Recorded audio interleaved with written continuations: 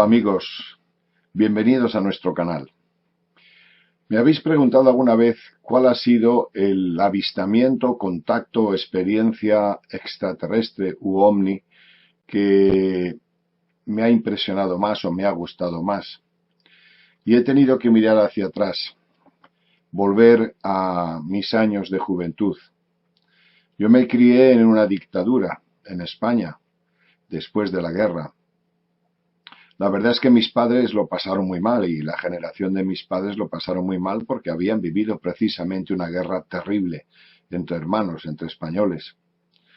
Los chavales jóvenes no teníamos tanto problema, comíamos todos los días.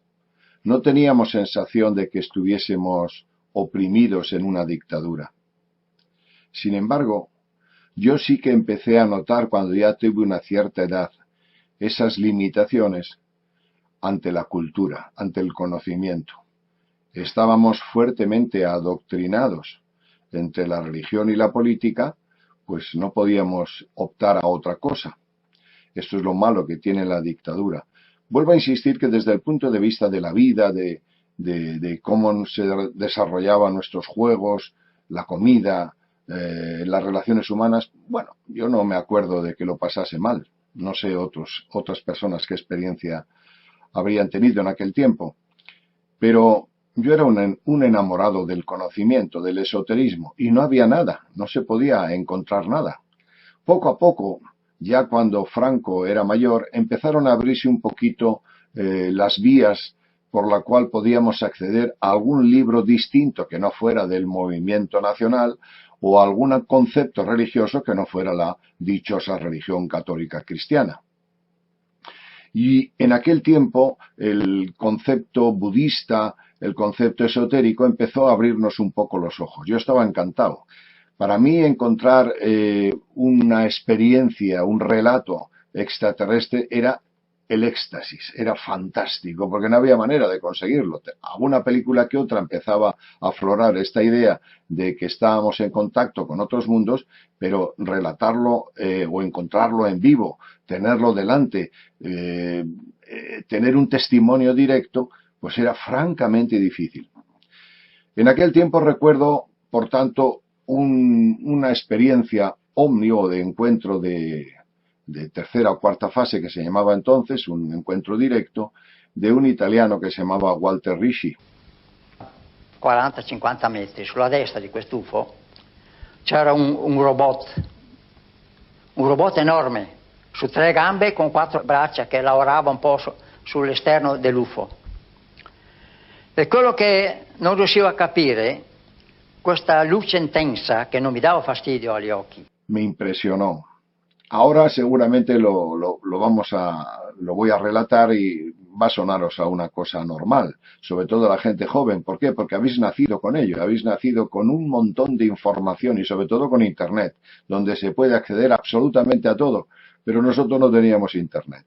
Nosotros teníamos que ir a las bibliotecas a escarbar entre los libros que se podían todavía localizar para encontrar una pizca de conocimiento esotérico que se opusiese o que no tuviese nada que ver con el régimen en el que vivíamos, como antes he dicho. La experiencia de Walter Ricci a mí me elevó. Sentí lo que él sentía. Me parece un contacto bellísimo. Quizá no para vosotros, insisto, no os diga nada, pero a mí me hizo emocionar.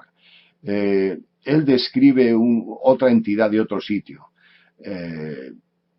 La describe con enamoramiento, con cariño, y eso me entusiasmó. A su vez habla de Dios, habla de otras cuestiones que realmente me puso en aquel tiempo los pelos de punta, la carne de gallina, como se dice. Por eso siempre lo tengo Luego ha habido otros contactos, he leído muchos más, pero aquel, como está asociado a mi juventud y a la limitación de vivir en aquel proceso dictatorial, pues lo recuerdo con mucho cariño. Os lo voy a contar. Hay dos partes en el relato. Hay una parte en la cual Walter Ricci, que fue entrevistado en la televisión italiana y que tuvo una serie de actuaciones públicas, no formó ningún grupo, ni se dedicó a hacer adeptos ni proselitismo, pero sí que salió a la palestra con alguna entrevista de televisión, que ahora enseguida veréis. Walter Ricci tiene dos elementos que él descarta en su vida. El primero, cuando estaba destinado en la isla de Rodas, en Grecia, como agregado militar, como intérprete entre alemanes e italianos, que eran aliados. Él describe aquel tiempo con mucha tristeza porque veía la limitación terrible, el hambre que pasaba la sociedad griega de aquel tiempo. También recuerda con cariño una niña de 12 años, que se llama Java, que él, compadecido, le entregaba comida. Ella, curiosamente, no se comía toda la comida que le daba. Parte se la entregaba a un santón, a un ermitaño que vivía alejado en un paraje extraño y que tenía más de 100 años. En un momento determinado, Walter tiene interés por conocer a este ermitaño anciano y efectivamente Java le lleva y se encuentra con un mundo extraordinario, con un hombre fuera de tiempo y fuera de lugar. Un poco parecido al concepto que tenemos de los lamas que viven en el Himalaya retirados. Pues bueno, este era un lama griego, anacrónico, de cerca de 100 años, que le enseñó un montón de cosas. Fijaros lo que dice respecto de la enseñanza que le da el ermitaño. Aquel ermitaño me enseñó diversas cosas. A deducir el carácter de las personas por su fisionomía y por el modo de caminar. A leer los signos más importantes de la mano. A hacer gimnasia cerebral, como él me dijo, que consiste en ponerse en la posición de loto y concentrarse en respirar y aspirar aire, comenzando por el bajo vientre hasta el cerebro. Esto sirve para desintoxicar el organismo. Me enseñó una oración mágica con palabras griegas antiguas, que dicha con lentitud a la misma hora, potenciaría mi campo magnético, aumentando el flujo cósmico a mis células. Me dijo también que si con el tiempo hubiese alcanzado un buen grado de concentración, él me daría una señal de su presencia con un perfume de rosas y de muguet. Esto lo he conseguido algunos años después de la guerra. Todo el cuarto parecía una tienda de flores durante más de 20 minutos. Un día, subiendo a verle, le encontré sentado en la posición de loto. Estaba rígido como una estatua, los ojos cerrados y su respiración apenas era perceptible.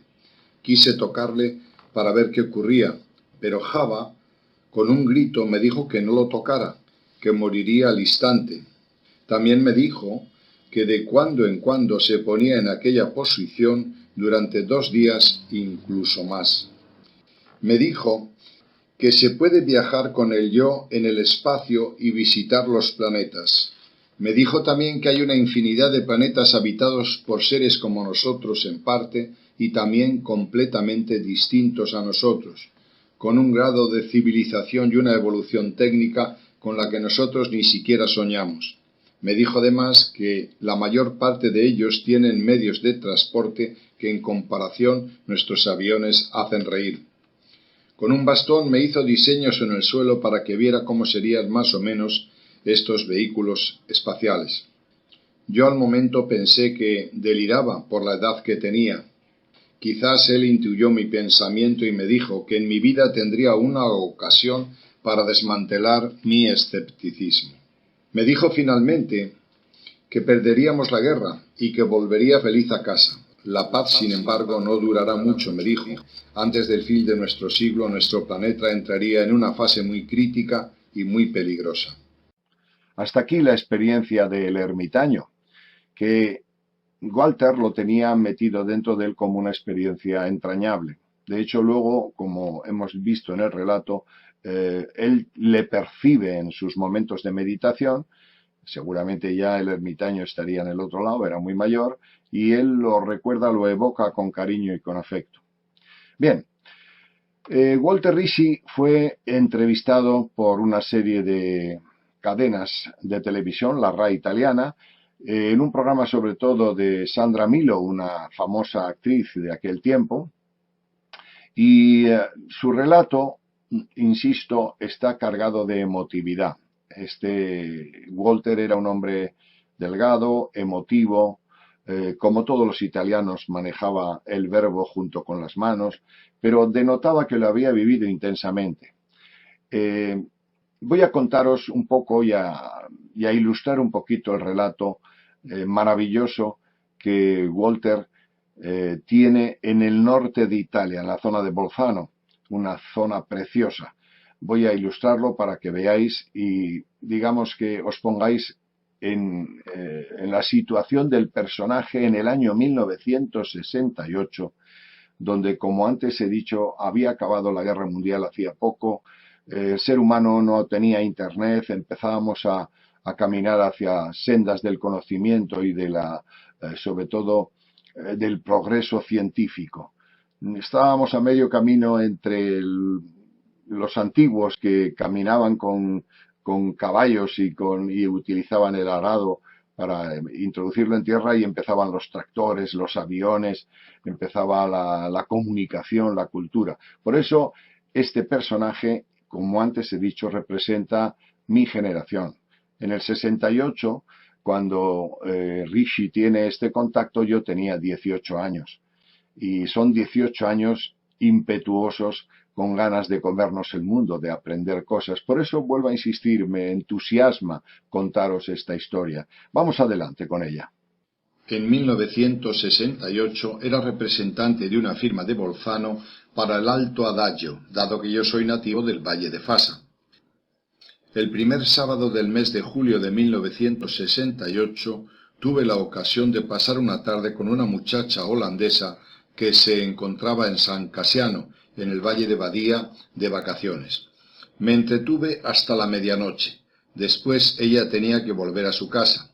Yo decidí entonces subir al puerto Gardena y Sella para llegar a Campitello, donde mi tía.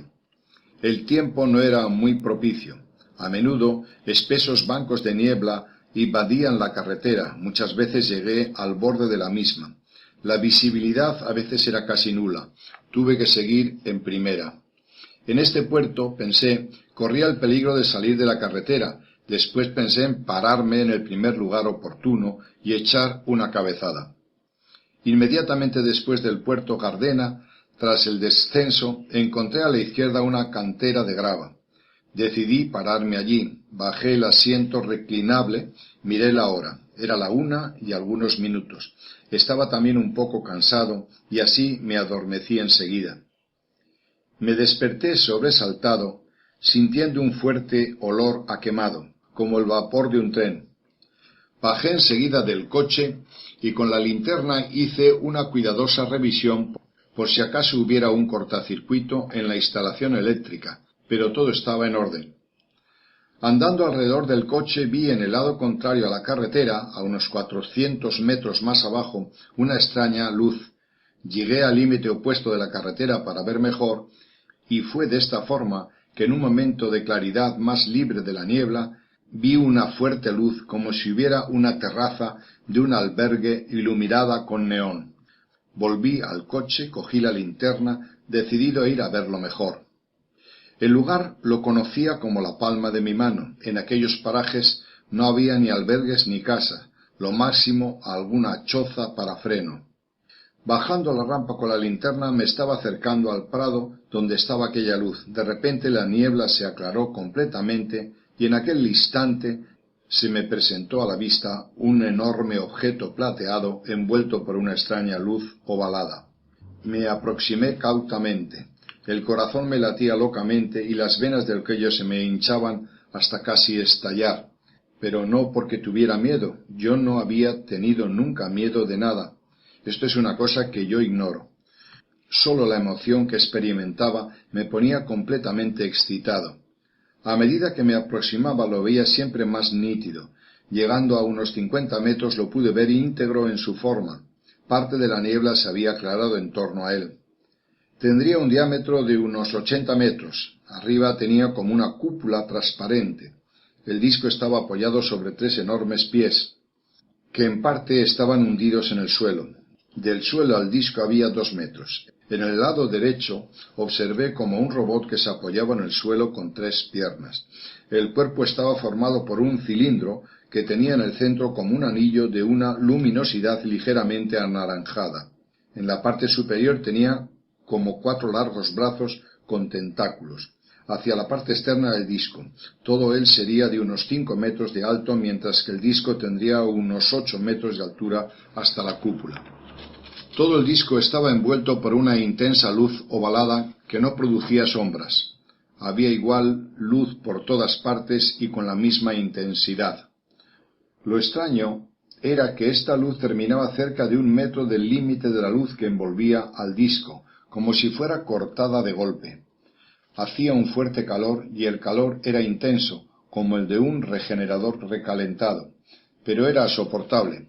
Llegando cerca de 1 metro del límite de la luz que envolvía el disco, me sentí de golpe bloqueado como si fuera de plomo. Tenía también dificultad para respirar. En aquel momento, del centro inferior del UFO se abrió como una trampilla de unos 2 metros de diámetro, y una intensa luz anaranjada con el centro de color violeta salía hasta el suelo, y en medio de ella bajó como volando un ser con traje espacial plateado oscuro y un casco transparente que partía de la espalda y envolvía toda la cabeza. Apenas bajó a la tierra, el haz de luz que emanaba de la abertura se apagó y él vino hacia mí con largos pasos como si no tocara el suelo. Aquel ser era de unos 160 centímetros de altura. Apenas estuvo cerca de mí, esto es, en el límite de la luz que envolvía el disco, levantó el brazo derecho en señal de saludo, como el eremita, y sus maravillosos ojos se cruzaron con los míos, produciéndome una dulce turbación y liberándome de toda preocupación. Me sentí libre y ligero como una pluma. Una extraña sensación de felicidad me invadió, casi eufórica, y yo miraba a aquella magnífica criatura escrupulosamente con avidez. Él se hallaba a menos de 1 metro de mí, y con aquella luz más clara que la del sol podía mirar y escrutar cada detalle suyo. La cabeza era en la parte de arriba más voluminosa que la nuestra, con cabellos cortos, casi una pelliza de color avellano claro. Los ojos mucho más grandes que los nuestros, y más distantes entre ellos, oblicuos hacia arriba. Lo blanco era de un color avellana muy claro, semejante al de los cabellos. El iris de un verde esmeralda con reflejos azules. La pupila era oblicua, como la de los gatos. La nariz muy pequeña, también parecía a la de los gatos, ligeramente más oscura que la piel de la cara, que era de color oliva claro. Las orejas muy pequeñas y unidas a la cabeza, la boca sutilísima. Al ver sus labios me vinieron a la memoria los de Greta Garbo. El cuello delgado y un poco más largo que el nuestro. La piel parecía lisa como la goma. Podía girar la cabeza completamente hacia atrás sin producir ninguna arruga en el cuello. Su espalda era muy ancha y las caderas estrechas. Lo que más me impresionó fueron los brazos y las piernas. La parte unida al cuerpo era de gran longitud, más larga que el resto. Las manos estaban enguantadas, por eso no pude hacerme una idea de cómo serían los dedos. Los pies eran también distintos de los nuestros. Tenían la parte inferior de la pierna como una articulación de un caballo. Llevaba una especie de zapatos con forma de zueco abajo. En torno al talle tenía como un cinturón de unos 10 centímetros de anchura y un espesor de 3 dedos. Alrededor de él había como botones cuadrados luminiscentes, naranja pálido. Quise preguntarle en italiano qué hacía allí y de dónde venía. No tuve ni siquiera tiempo de formular con mi boca lo que quería preguntarle, ya que en mi cerebro supe la respuesta como si lo hubiese sabido siempre. Quedé asombrado de esto. Cada vez que se me ocurría preguntarle algo, ya sabía en mi cerebro la respuesta. Pensé que él me leía el pensamiento y, en efecto, todo nuestro coloquio se realizó en este modo. Me hizo comprender que venía de una galaxia fuera de la nuestra, que su planeta era de unas 10 veces más grande que el nuestro, con 2 soles, uno grande y otro pequeño. Por eso ellos tenían un largo día y una noche cortísima. De este modo tienen siempre una temperatura constante. Habitan únicamente la parte central de su planeta. Tienen enormes polos como los nuestros. Asimismo, la vegetación es semejante a la nuestra, con variaciones en la misma. Comen fruta parecida a la que nosotros consumimos, pero mucho más nutritiva. Hay montañas altísimas, mares largos y desiertos como aquí. La fauna es en parte semejante a la de nuestro planeta, pero también muy distinta. No hay animales carnívoros como aquí, viven todos en perfecta armonía. Ellos no necesitan trabajar como nosotros, tienen todo automatizado. No existe ninguna clase de moneda, porque todos tienen lo que necesitan. Tienen ciertamente una jerarquía, pero en sustancia son todos iguales. Se sirven de una clase de simios que proveen la recogida de la fruta y las verduras. Son vegetarianos, no tienen enfermedades y no envejecen como nosotros. Ellos viven, calculando nuestro tiempo, de 3 a 5.000 años. Mueren por agotamiento de energía cósmica. Tienen aparatos regeneradores de energía para sus células. Por esto son inmunes a enfermedades. De todas formas, me hizo entender que ellos tienen un conocimiento completamente distinto de la muerte en comparación con el nuestro. Estaban allí porque estudian todos los planetas de los sistemas solares y de las galaxias, así también a nuestro planeta, del cual saben toda su historia y su futura evolución. El robot les sirve para revisiones del disco, como también para trabajos pesados y de modo principal para explorar ciertos planetas donde ellos, por su composición química u otra causa, no pueden bajar del disco. De la misma manera que escrutaba intensamente a aquel ser maravilloso, así también a su traje espacial, que le hacía parecer como si estuviera fundido en su interior, dada que no conseguía ver juntas o costuras de ninguna clase. Me hizo comprender que tienen la cabeza más grande que la nuestra porque poseen el doble de nuestro cerebro y está completamente activo. Me dijo también que ellos solamente con las ondas del cerebro pueden hacer cosas que no podemos ni siquiera imaginar. Me parecía muy robusto bajo el traje espacial con aquella espalda tan ancha. Me hizo comprender que su estructura es la mejor para adaptarse a su planeta, además de que la presión atmosférica es de un nivel superior a la nuestra. Sus pulmones están más desarrollados para poder mandar aire al cerebro y purificar el líquido que por sus venas fluye, cuya composición es distinta de la de nuestra sangre. Como aquel ser emanaba una gran fascinación, quise preguntarle si era una mujer o un hombre. En este momento me sonrió por vez primera. Yo, sin embargo, me llevé un poco de chasco, porque en lugar de dientes tenía solo 2 filas blanquísimas. Pensé que tenía que ser muy viejo a pesar de todo, si tenía una dentadura tan extraña.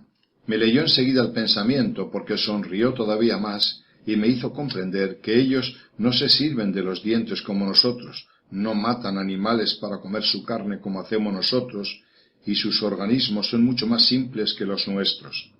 No tienen tampoco todas las vísceras que tenemos nosotros y nos distinguen poco de los animales en este sentido. Ellos solo tienen corazón, pulmones, cerebro y músculos que están en ellos muy desarrollados en comparación con nosotros y un aparato digestivo.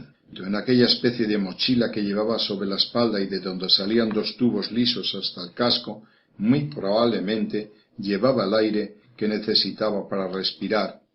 En efecto, me hizo comprender también que nuestra atmósfera es en primer lugar demasiado ligera respecto a la de su planeta, y en particular también la composición es en parte diferente.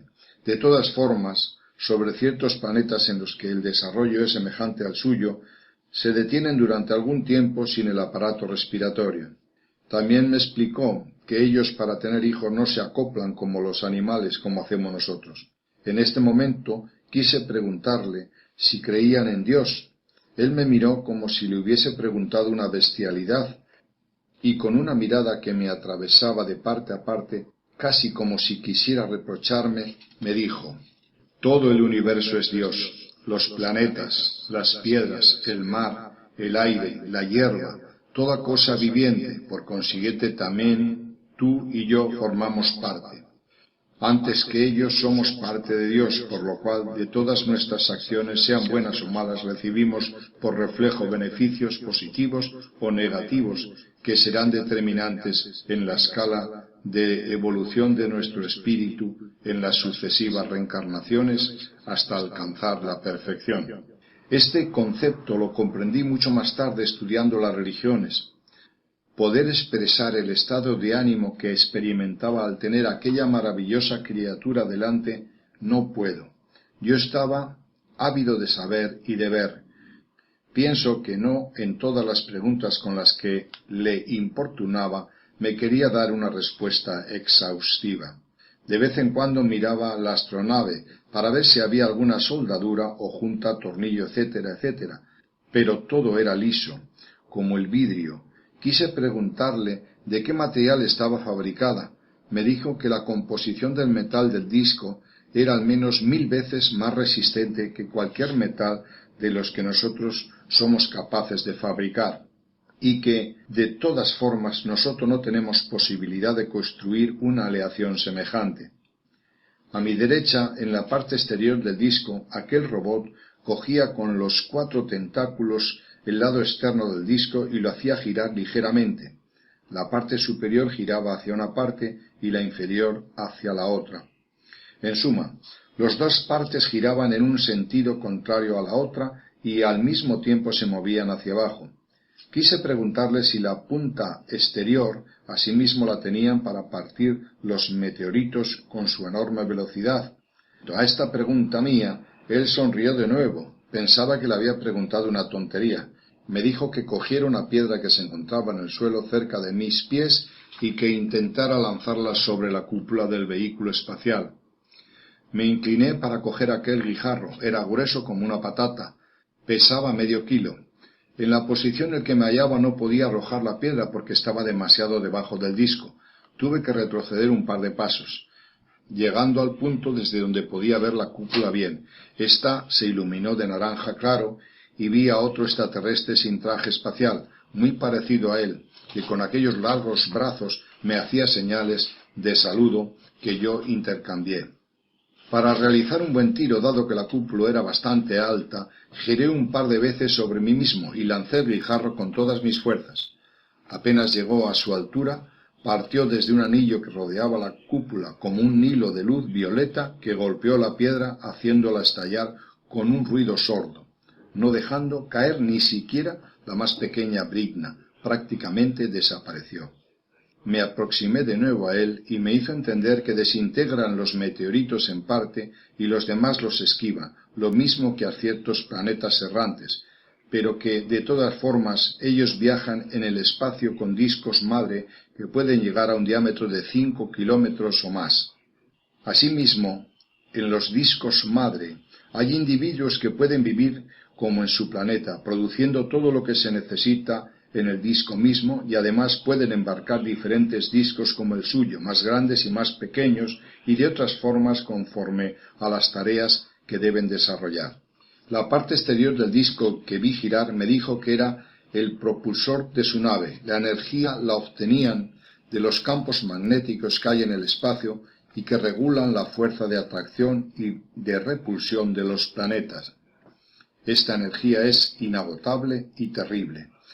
De ella obtienen igualmente los medios de defensa. A propósito de defensa, quise preguntarle enseguida si nunca encontraban enemigos o podían existir peligro para ellos en el espacio. Me respondió, medio sonriendo, que ellos no tienen enemigos y que de todas formas no buscan causar conflictos en ningún planeta. Por lo que respecta a un peligro en el espacio, lo único a lo que deben estar muy atentos es a ciertos planetas que tienen una terrible atracción magnética que sólo rozando el margen de tal energía se verían absorbidos en el vórtice central sin esperanza. Probablemente estaba hablando de los agujeros negros descubiertos en 1971. Yo le pregunté, si desarrolláis una enorme velocidad, ¿cómo y cuánto tiempo empleáis para pasar de una galaxia a otra? Me miró de nuevo con gran intensidad y me hizo comprender que ellos las distancias pueden eliminarlas al instante mediante transferencia de energía. En este momento quise preguntarle cómo no intervienen nunca con sus avanzadas técnicas para ayudarnos o enseñarnos algo, y si nunca llegaría el tiempo en que nuestra tecnología llegaría a su nivel. Me miró con una expresión casi triste, haciéndome comprender que ellos deben respetar la ley cósmica que veta toda interferencia sobre cualquier problema, y por lo que respecta a la evolución técnica me dijo que en el próximo futuro no lo alcanzaríamos porque nuestro planeta está todavía en fase de ajustamiento. En un próximo futuro será inevitable una catástrofe que modificará el 80% de la actual configuración de vuestro planeta, con la consecuencia de que solo una mínima parte de los seres vivientes se salvarán, pudiendo vivir solo sobre una estrecha franja del planeta. Algo semejante me había dicho en su día también el ermitaño, lo que de todas formas no me había asustado, porque tengo que decir que tengo de la muerte una concepción completamente distinta que la de la mayor parte de mis semejantes. Mirando de vez en cuando hacia el robot advertí que se estaba reduciendo el cilindro. Se acortó con las piernas. El anillo que circundaba el cilindro se encendió con una luz fosforescente naranja con reflejos lilas y rozando el suelo se dirigió hacia el centro del disco, del cual bajó de nuevo aquella extraña luz y allí subió como absorbido. Comprendí que se estaban yendo y un espanto me invadió el alma al pensar que no lo volvería a ver más. Quise pedirle que me llevara con ellos. Sería lo mismo para mí si no volviera, pero él me hizo entender que esto era absolutamente imposible. Mi organismo no soportaría ni siquiera un instante sus vibraciones magnéticas. Le pedí entonces si no podía al menos darme algo suyo. También esto me denegó. Entonces, cogido por la desesperación, me arrodillé y llorando le rogué que no me abandonara de este modo.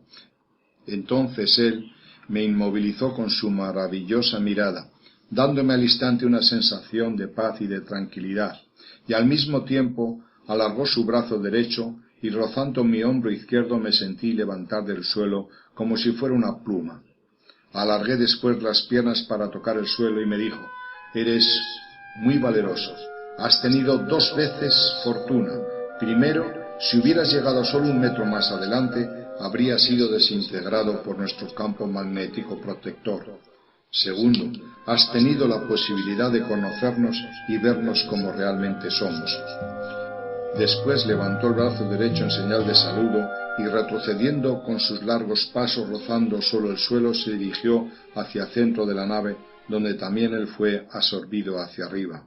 Y la luz desapareció y de la abertura no quedó ninguna señal. Yo entretanto fui empujado lejos del disco por una fuerza desconocida. A pesar de cuanto hiciera no conseguía pararme. Era como si fuera el aire quien me empujara. Llegado a unos 300 metros del vehículo pude pararme. Con emoción me puse a mirar la partida.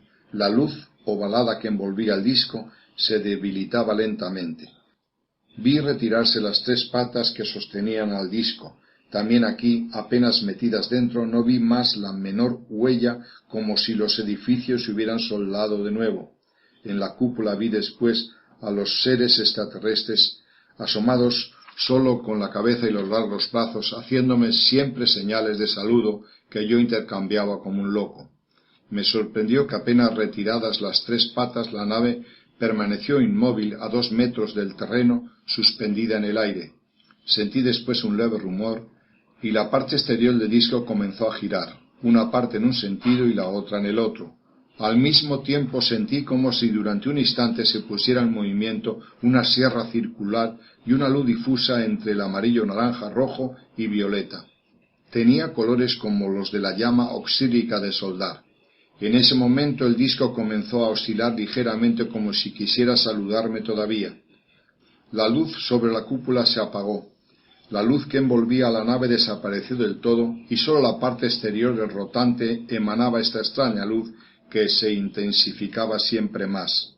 Ver aquel enorme objeto elevarse de ese modo sin el menor ruido me producía una fascinación que no puedo describiros. Después, llegados a unos 300 o 400 metros de altura, emitió como un silbido durante una fracción de segundo que casi me laceró los tímpanos. La luz se volvió blanquísima, deslumbradora, y como el relámpago desapareció en el cielo como una bala. Yo permanecí allí atónito, si así se puede decir. Sólo entonces me di cuenta de que estaba empapado de sudor. El aire era muy cálido y el olor penetrante. El terreno que toqué estaba tibio y la niebla se había disipado. En el cielo brillaban las estrellas y en torno mío había completa oscuridad. Intenté encender la linterna, pero no funcionó. Entonces arranqué a oscuras hacia el coche. Mi estado de ánimo era confuso entre la alegría y la desesperación. Me pinché con un alfiler para convencerme de que no había soñado. Puse en marcha el coche, miré el reloj y eran las 3:10. Hasta aquí parte del relato. Luego él cuenta cómo el contacto ovni que tuvo, o el contacto con la nave, le dejó, digamos, afectado, tuvo que pasar una semana curándose. Le dejó una gran añoranza por encontrar de nuevo a esta entidad. Él se hubiera ido, como bien lo dice. Yo también en aquel tiempo me hubiese ido, desde luego. La historia está en cómo le cambia a él la conciencia, cómo el hecho del ermitaño y el hecho del contacto con el extraterrestre cambia toda su vida. Indudablemente se hizo más humanista, más sensible. También es curioso que en aquellos años se dieron una serie de contactos extraordinarios en todo el mundo, en Estados Unidos sobre todo, pero me acuerdo que en Italia surgió un personaje que se llamaba Eugenio Siragusa. Yo le seguí, yo estuve siguiendo sus escritos y sus trabajos, y este sí que creó un grupo que llegó a todo el mundo entero. Fueron años fecundos para el conocimiento esotérico. Ahora, como antes os he dicho, lo tenéis a vuestra disposición. Internet es una de las maravillas de la humanidad. Podemos acceder al conocimiento en un instante. Tecleando una tecla podemos ver miles o cientos de miles de páginas en cualquier idioma. Eso es un paraíso, eso se llama la omniconsciencia, saber que podemos acceder al conocimiento en todo momento. También es verdad que a veces Internet se utiliza mal, se utiliza para contar chismes, mentira o pornografía, pero estáis y estamos todos, los jóvenes sobre todo, me refiero a ellos, en un momento donde estas cosas que a lo mejor no valoráis tanto, para nosotros serán verdaderas perlas del conocimiento. Nada más, os dejo con un saludo cariñoso. Espero que os haya gustado la experiencia de Walter Ricci y hasta otro.